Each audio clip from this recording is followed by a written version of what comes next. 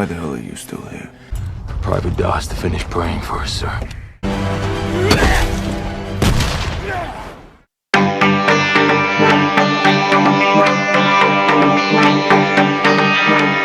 Halo semua, selamat datang kembali dengan saya Jaka yang akan menemani kalian dengan sebuah alur cerita film. Kali ini kita akan menceritakan tentang film perang yang diambil dari kisah nyata pada zaman Perang Dunia Kedua dulu. Film ini dirilis 2016 lalu dan memenangkan banyak penghargaan di tahun tersebut. Salah satu penghargaannya yaitu sebagai film terbaik dan film dengan skenario asli terbaik. Seperti apa alur cerita film lengkapnya? Ini dia, Hacksaw Ridge.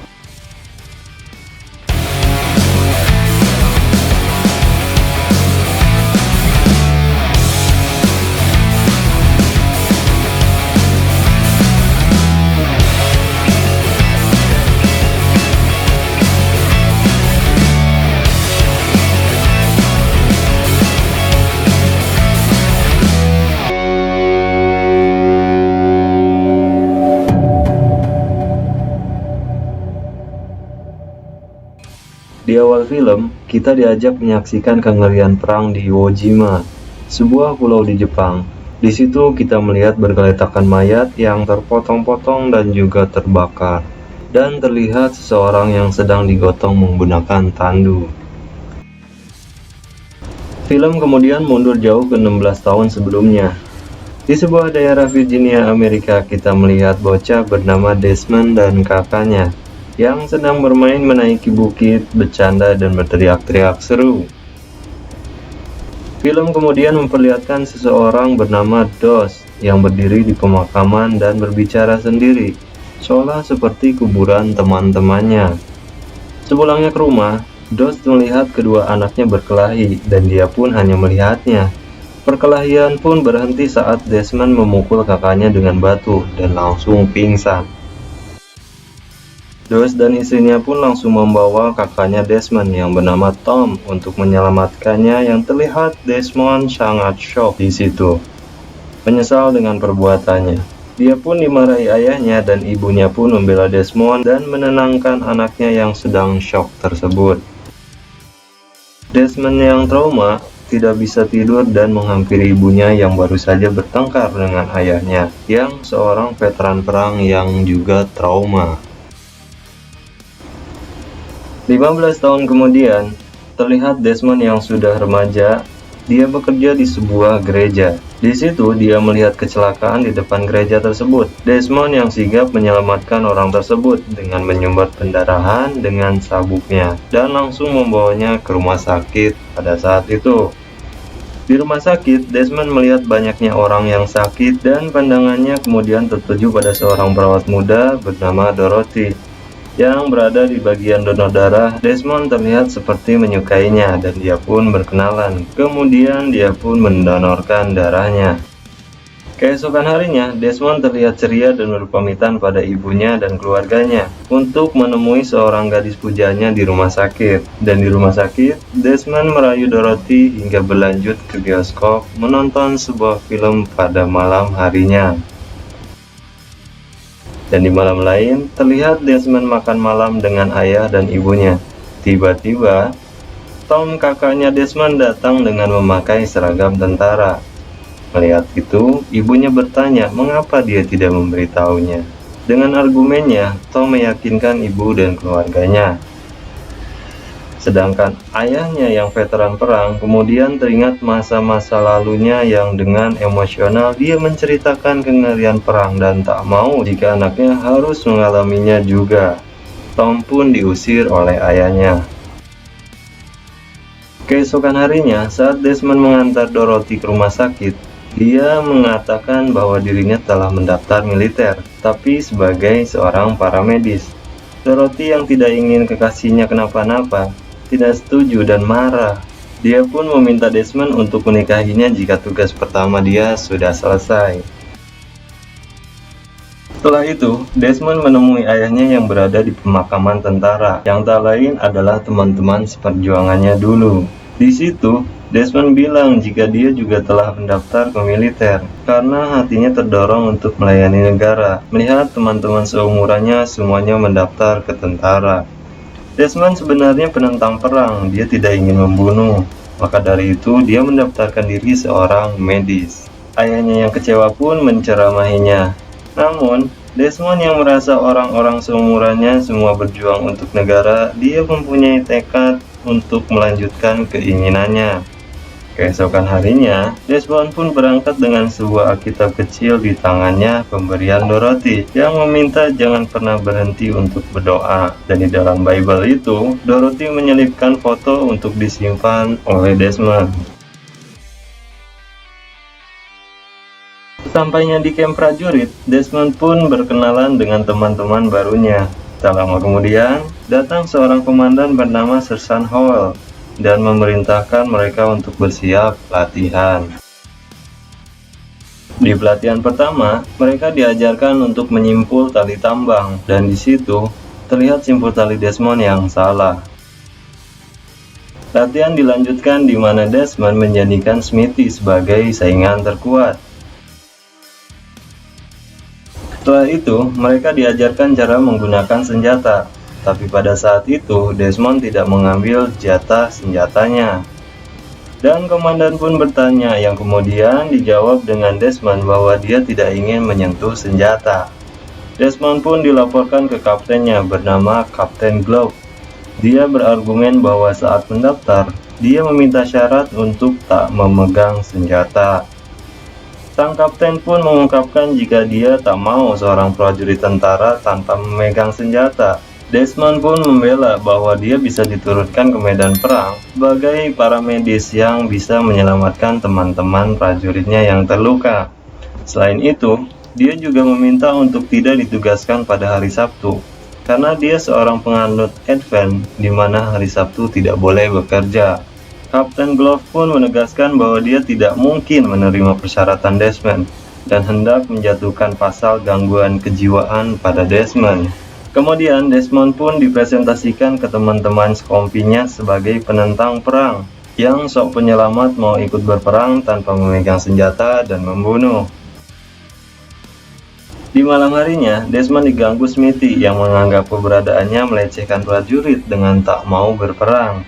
Di situ, Desmond tidak melawan sama sekali dan memohon pada Smithy untuk mengembalikan Bible dan foto pacarnya. Kemudian, di malam hari setelah latihan, tiba-tiba datang sekelompok orang yang langsung memukuli Desmond di kegelapan, sampai Desmond babak belur.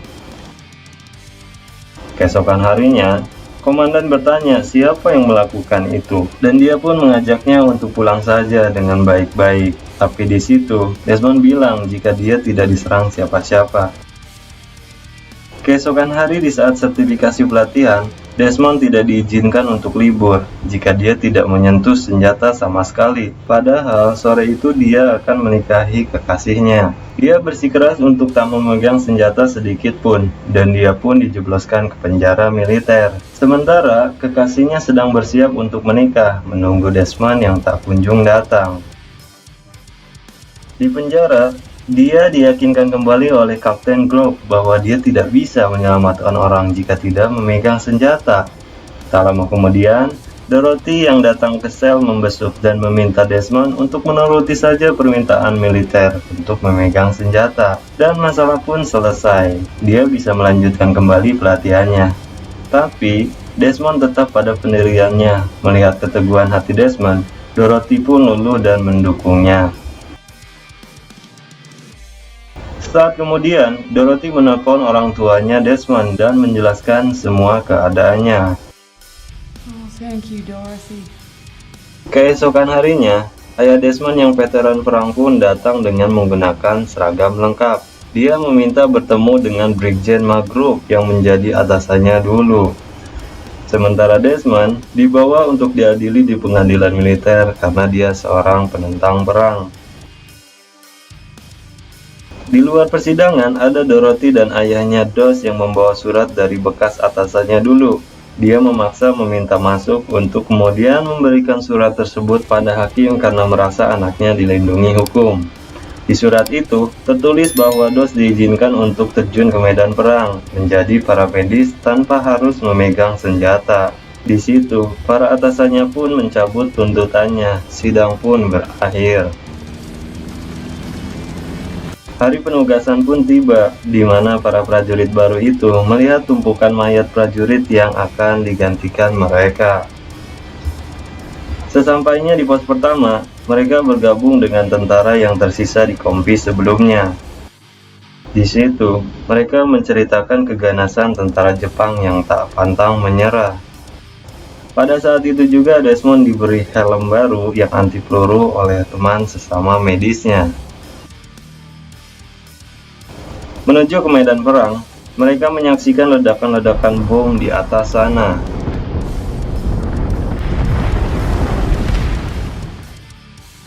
Mereka pun mulai menaiki tebing dan menuju ke medan pertempuran.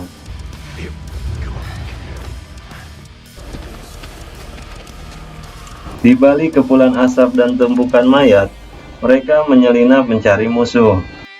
Tak lama, hujan peluru pun datang dari pasukan Jepang yang menyerang mereka. Dan mereka pun membalas serangan demi serangan, walaupun pasukan Jepang tak terlihat karena tertutup asap. Di tengah hujan peluru, Desmond mulai menyelamatkan teman-temannya yang terluka. Desmond yang bertekad menyelamatkan teman-temannya yang terluka dan membawanya kembali ke pos.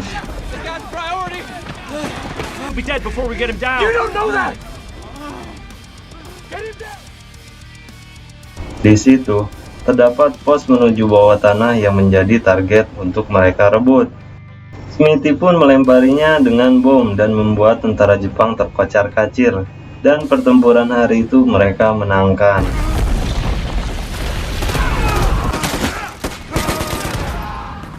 Mereka pun bertekad untuk melanjutkan pembersihan di hari esok, dengan menginap di lubang pada medan perang tersebut. Desmond pun terlihat berlindung bersama Smithy di salah satu lubang. Mereka pun saling bercerita hingga mereka terlihat lebih akrab dari sebelumnya. Keesokan pagi, tiba-tiba pasukan Jepang bermunculan dengan jumlah yang banyak dan langsung menyerang mereka tanpa peringatan.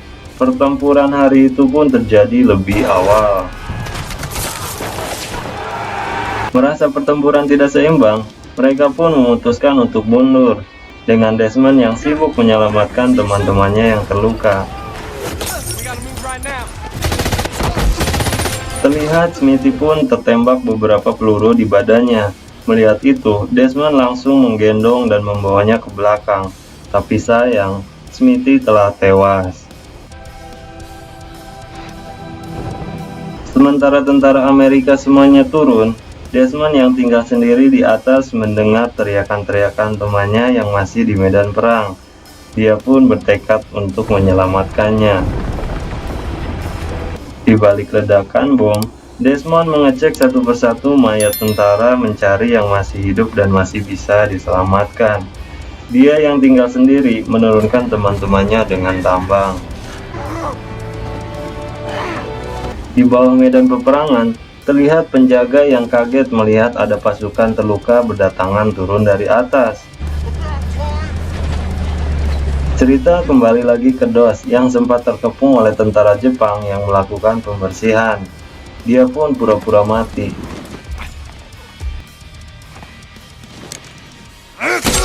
Beruntung DOS, mayat yang menutupinya menyelamatkan saat dia ditusuk oleh tentara Jepang.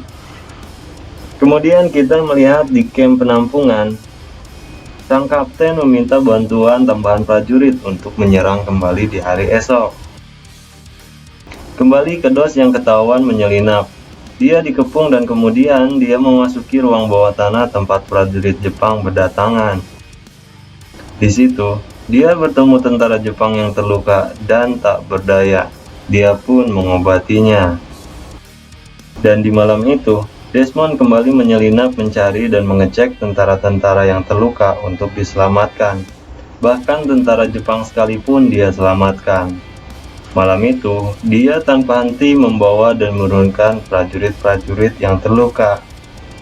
One more, kata-kata semangat yang terus dia ucapkan.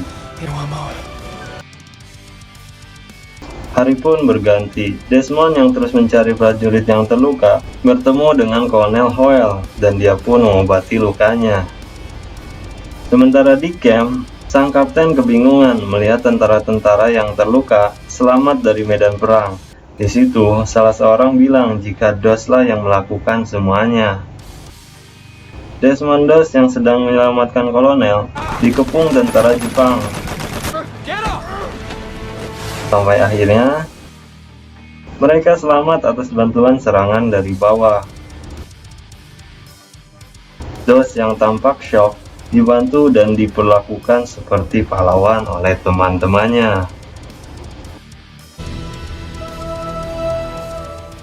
Setelah semua yang terjadi, kini Doss didatangi kaptennya dan meminta maaf atas penilaiannya yang selama ini salah pada Doss.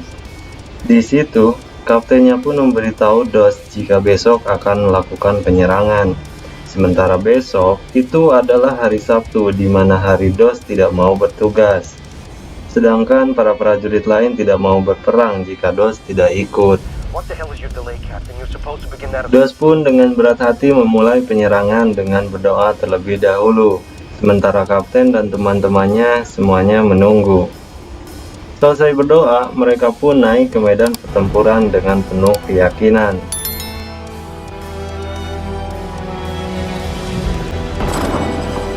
Perang pun terjadi singkat sampai tentara Amerika berhasil mengebom habis ruang bawah tanah Jepang. Tentara Jepang yang tadinya menyerah, ternyata berpura-pura dan melempar bom ke arah tentara Amerika. Desmond yang melihat itu menendang salah satu bom yang kemudian meledak di kakinya. Desmond pun terluka parah. Dia kemudian ditandu oleh teman-temannya turun. Dan hari itu, pertempuran pun mereka menangkan.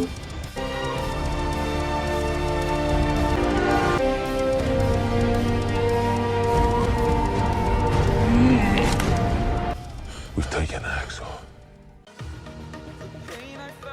Di akhir film, kita diperlihatkan cuplikan asli Desmond Doss yang sedang diberikan penghargaan dan cuplikan-cuplikan kehidupan aslinya. Film pun selesai. Di film ini kita bisa mengambil pesan jika kita bertekad kuat dan diiringi dengan doa yang tak henti, semuanya bisa terjadi. We never know. Jangan lupa like, komen, dan subscribe buat kalian yang ingin request film. Dan sampai jumpa. Fearless.